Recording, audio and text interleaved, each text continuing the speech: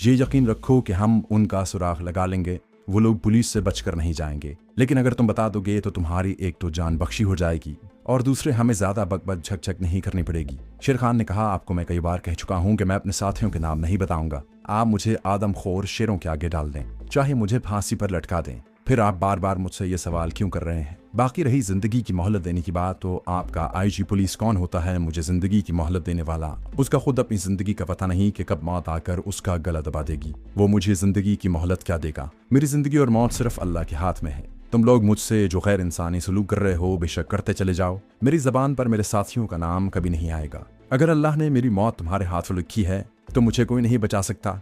अगर मेरी मौत का वक्त अभी नहीं आया तो तुम मेरा कुछ नहीं बिगाड़ सकोगे। जल्लाद सिफत मालिक राम को गुस्सा आ गया। उसने कहा, मैं देख लूंगा कि तुम कैसे जबान नहीं खोलते। इस वक्त तुम्हारी जिंदगी और मौत मेरे हाथ में है और अब तुम्हें मौत से कोई नहीं बचा सकेगा। मालिक राम गुस्से से फुनकारता हुआ चला गया। शेर खान का ख्याल था कि एक बार फिर तहखाने में सांपों की पटारी फेंक दी जाएगी जिसमें इस दफा बहुत जहरीले सांप होंगे, लेकिन ऐसा ना हुआ। रात गुजर गई। तहखाने की सीढ़ियों में दिन की रोशनी तहखाने के तहाने पर रखे हुए आहनी फ्रेम की जालियों में से निकलकर पड़ने लगी थी। एक मुसल्ला संतरी उसके लिए 2 बासी रोटियां और दाल लेकर आ गया। एक मुसल्ला सिपाही उसके पीछे नमूदार हुआ। वो तहखाने के जीने में राइफल तान कर खड़ा हो गया। उसके हाथ खोल दिए गए। सिपाही ने कहा, जल्दी जल्दी इसे खा लो, कल तुम्हें कुछ खाने पीने की हाजत नहीं रहेगी। शेर खान समझ गया कि ये लोग उसे मौत के घाट उतारने का फैसला कर चुके हैं। इसकी उसे कोई परवाह नहीं थी। उसने जिस्म जान के रिश्ते को बरकरार रखने के लिए बासी दाल रोटी जहर मार कर ली, क्योंकि उसका ईमान था कि अगर उसकी मौत अभी नहीं लिखी गई तो मालिक राम का बाप भी उसे नहीं मार सकता। सिपाही उसके हाथ रस्सी से पीछे बांध कर चले गए। दोपहर को उसे 4 मुसल्ला सिपाही एक करीबी तालाब पर ले गए जहां उसने मुंह हाथ धोया। जब तक वो तालाब पर रहा सिपाही राइफलें ताने उसको अपने हिसार में लिए रहे। उसके बाद दोबारा उसके हाथ पीछे बांध दिए गए और उसे तहखाने में डाल दिया गया। दोपहर के बाद उसे एक बार फिर 2 बासी रोटियां और दाल दी गई। उस वक्त सिपाही ने कहा, भोपत जी, ये तुम्हारी जिंदगी का आखिरी खाना है। तहखाने में 3 मुसल्ला सिपाही आए हुए थे। जब शेर खान जहर मार कर चुका तो उसके दोनों हाथ पीछे बांधने के बाद उसकी आंखों पर भी काली पट्टी कसकर बांधी गई। तीनों सिपाही उसे पकड़कर तहखाने से बाहर ले आए। काली पट्टी में से शेर खान को कुछ नजर नहीं आ रहा था। उसे एक बैलगाड़ी में बिठा दिया गया और बैलगाड़ी चल पड़ी। शेर खान ने सोचा कि ये लोग उसे जंगल में किसी जगह शूट करने के लिए ले जा रहे हैं। शेर खान ने दिल में कलमा पाक का विर्द शुरू कर दिया। उसने अपने आप को अल्लाह की मर्जी के सुपुर्द कर दिया था। अब उसे कोई फिक्र नहीं थी। बैलगाड़ी जंगल में चलती रही। फिर एक जगह बैलगाड़ी रुक गई। शेर खान को गाड़ी में से 2 मुसल्ला सिपाहियों ने पकड़कर उतारा। शेर खान को कुछ मालूम नहीं था कि वो जंगल में किस जगह पर आ गया है। जी हम आपको बताते हैं कि जंगल में वो कौन सी जगह थी जहां बैलगाड़ी आकर रुकी थी। वहां चंद कदमों के फासले पर एक अंधा कुआं था जो एक मुद्दत से बंद पड़ा था। इस कुएं की गहराई 30 फीट के बराबर थी और उसका कतर यानी गोलाई 10 फुट से कम नहीं थी। जल्लाद सिफत मालिक राम ने सतीलगढ़ के जंगल में टॉर्चर सेंटर कायम करने के बाद जब इर्द गिर्द के जंगल का सर्वे किया तो उसे ये अंधा कुआं नजर आया था। मालिक राम के वहशियाना और जालिमाना अज़ाइम की तस्कीन के लिए ये कुआं बड़ा मौजू था। मालिक राम इस बात का कायल नहीं था कि किसी मुजाहिद को एकदम से गोली मारकर हलाक किया जाए। उसका ख्याल था कि इस तरह तो मुजाहिद को अचानक मौत आ जाती है और मौत उसको जिस्मानी अजियतों से अचानक निजात दिला देती है। वो ज़ोर तफ्तीश मुजाहिदों को तड़पा तड़पा कर मारने का कायल था। चुनाचे उसने उस कुएं का एक आदमी उसमें उतार कर अच्छी तरह से जायजा लिया। उसे मालूम हुआ कि कुएं में छाड़ छनकार और गले सड़े पत्तों की वजह से हर वक्त जहरीली गैस खारिज होती रहती है। उसके अलावा उसे बताया गया कि कुएं की तह में सांपों के बिल भी देखे गए हैं, जिसका मतलब था कि इस अंधे कुएं में सांपों का बसेरा था। मालिक राम ये करता कि जो ज़ेर तफ्तीश मुजरिम या मुजाहिद तशद्दुद के बावजूद जबान न खोलता उसे उस अंधे कुएं में फेंक देता। ऊपर से कुएं का मुंह लकड़ी के ढक्कन से बंद करके ऊपर भारी पत्थर रख देता। कुएं के अंदर जिसे फेंका जाता वो या तो भूखा प्यासा मर जाता और या फिर किसी सुराख में से कोई जहरीला सांप निकल कर डस लेता और उसकी मौत वाक़ हो जाती। इस अंधे कुएं में चीफ मालिक राम 10-12 बदनसीब इंसानों को फेंक चुका था, जिनकी हड्डियों के पिंजर अंधे कुएं में ही पड़े थे। अगर बदनसीब शख्स सांप के डसने से बच जाता तो कुएं से उठने वाली जहरीली गैस की वजह से दम घुटकर मर जाता। इस कुएं का नाम मालिक राम ने मौत का कुआं रखा हुआ था। जब मालिक राम के तरह तरह के तशद्दुद के बावजूद कमांडो शेर खान ने जबान न खोली तो उसने शेर खान को अंधे कुएं में फेंकने का फैसला कर लिया। इसकी उसने ऊपर से इजाजत भी ले ली थी। चुनाचे इसी मकसद के लिए कमांडो शेर खान को बैलगाड़ी में बिठाकर वहां लाया गया। मालिक राम खुद भी साथ आया था। शेर खान को जब अंधे कुएं की मुंडेर पर लाकर खड़ा कर दिया गया तो मालिक राम ने हुक्म दिया, इसकी आंखों की पट्टी खोल दो। एक सिपाही ने जल्दी से आगे बढ़कर उसकी आंखों की पट्टी खोल दी। शेर खान ने देखा कि डूबते सूरज की फीकी रोशनी में जंगल में जहां उसे खड़ा किया गया है उसके आगे एक गहरा कुआं है दोस्तों, आगे बढ़ने से पहले आपसे गुजारिश है कि अगर आपने अभी तक इस चैनल को सब्सक्राइब नहीं किया तो इसे सब्सक्राइब कीजिए और वीडियो पसंद आने की सूरत में इसे लाइक, शेयर और कमेंट करके हमें बताइए कि आपको हमारी वीडियो कैसी लगी। तो आइए कहानी की तरफ चलते हैं। कल मुंडेर पर घास उगी हुई है। ये घास इस बात का इशारा करती थी कि ये कुआं वीरान और अंधा है। मालिक राम उसके सामने कुएं की दूसरी तरफ आकर खड़ा हो गया। शेर खान के हाथ बंधे हुए थे। उसको 2 आदमियों ने पकड़ रखा था। मालिक राम ने कहा, अभी वक्त है, अगर तुम मेरी बात मान लो तो तुम सारी उम्र जिंदा रहोगे। हम तुम्हें रिहा कर देंगे। अगर न मानी तो तुम्हें इस कुएं में फेंक दिया जाएगा जो तुम्हारे एक कदम आगे है। बोलो, जिंदगी चाहते हो या मौत?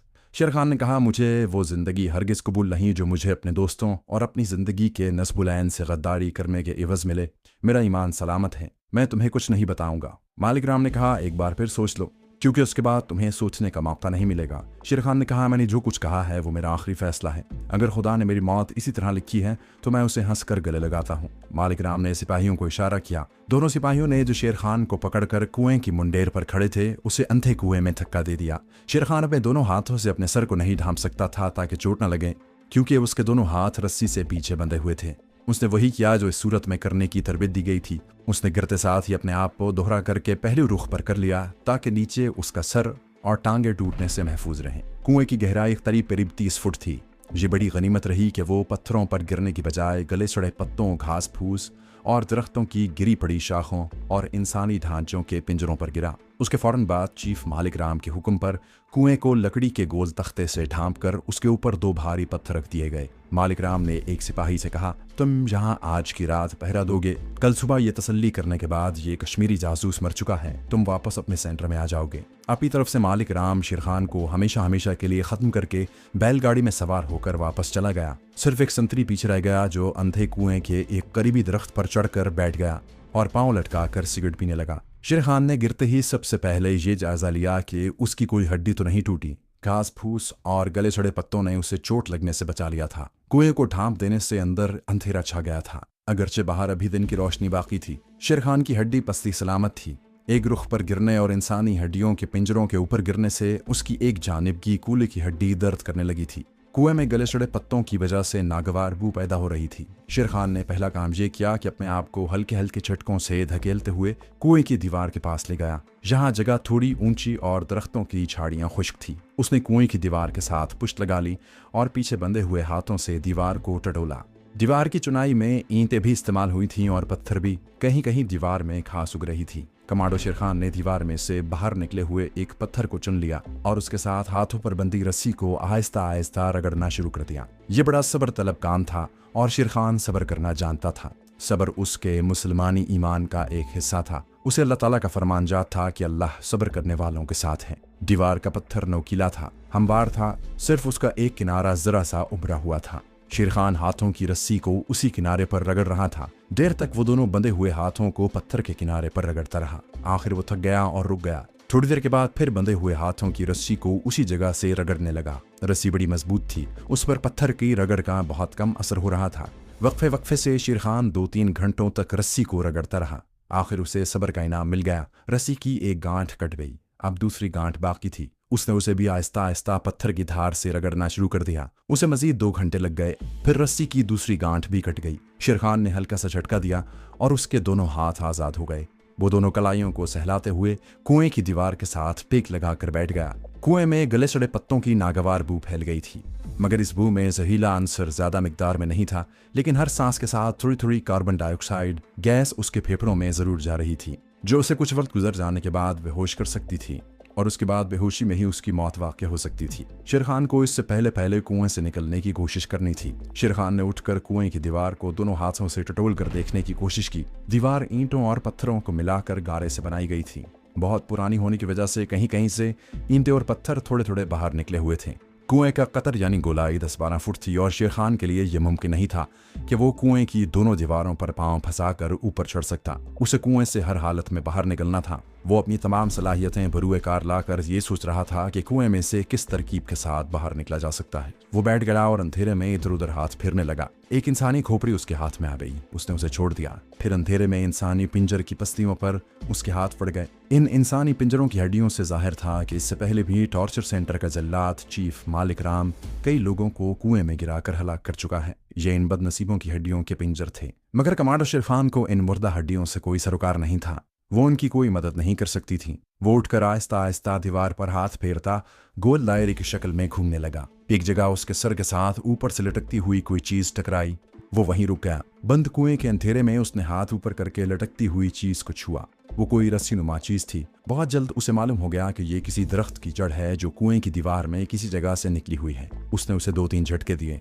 दरख्त की जड़ मजबूत थी। शेरखान ने दरख्त की जड़ को दोनों हाथों में पकड़े रखा और अपने दोनों पांव कुएं की दीवार के साथ लगा दिए। फिर वो रस्सी को पकड़ पकड़ कर कुएं की दीवार पर अपने हाथ पांव चलाता रहा। 6-7 फुट ऊपर चढ़ने के बाद दरख्त की वो जड़ तो खत्म हो गई, मगर उसकी जगह उसे एक और जड़ मिल गई जो ऊपर दीवार में से बाहर निकली हुई दीवार के साथ लगी हुई थी। कमांडर शेरखान के दिल में उम्मीद की शमा रोशन हो चुकी थी।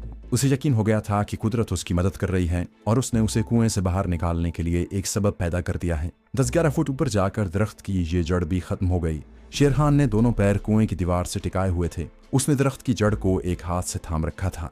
ये जड़ भी कुएं की दीवार के अंदर से बाहर निकली हुई थी। उसने दूसरे हाथ से दीवार को टटोला। दरख्त की एक और जड़ दीवार की मिट्टी में दीवार के साथ चिपकी हुई थी। उसने उंगलियों से खुरचा तो जड़ का एक हिस्सा उसके हाथ में आ गया। शेरखान ने उसे झटका दिया। दरख्त की जड़ दीवार से अलग हो गई। ये जड़ भी रस्सी की तरह कुएं की दीवार के साथ ऊपर को चली गई थी। शेरखान दरख्त की दीवार में से निकली हुई जड़ों को पकड़ पकड़ कर कुएं की आधी दीवार का फासला तय कर चुका था। तीसरी जड़ को पकड़ने के बाद वो दीवार से पांव टिकाए मजीद ऊपर चढ़ गया।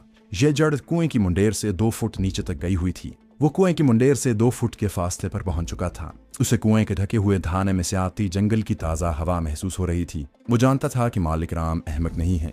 उसने शेरखान के कुएं से बाहर निकलने का पूरा इंतजाम भी किया होगा और बाहर कोई ना कोई सिपाही पहरा भी दे रहा होगा। कम से कम उस वक्त तक बाहर पहरा मौजूद रहता था जब तक कि उन्हें यकीन नहीं हो जाता कि शेरखान कुएं के अंदर सांप के कांटे या दम घुटने से मर गया है। बहुत जल्द उसे इसका सबूत मिल गया। कुएं के बंद थाने की दर्जों में से जो ताज़ा हवा अंदर आ रही थी उसमें शेरखान को तंबाकू के धुएं की बू महसूस हुई। ये इस बात की अलामत थी कि कुएं के बाहर पहरेदार मौजूद है और सिगरेट पी रहा है। कमांडर शेरखान ने कुएं में से बाहर निकलने का रास्ता दरियाफ्त कर लिया। अब उसे इस लम्हे का इंतजार था जब बाहर बैठा संतरी वहां से चला नहीं जाता। शेरखान दरख्त की जड़ों को पकड़कर कुएं की दीवार के साथ पांव टिका टिका कर नीचे उतर आया और कुएं की दीवार के साथ लगकर बैठ गया। कुएं के अंदर मच्छरों की भरमार थी। मच्छर शेरखान को बुरी तरह काट रहे थे, मगर उसे ये तकलीफ भी बर्दाश्त करनी थी। सारी रात इस तरह मच्छरों को मारते गुजर गई।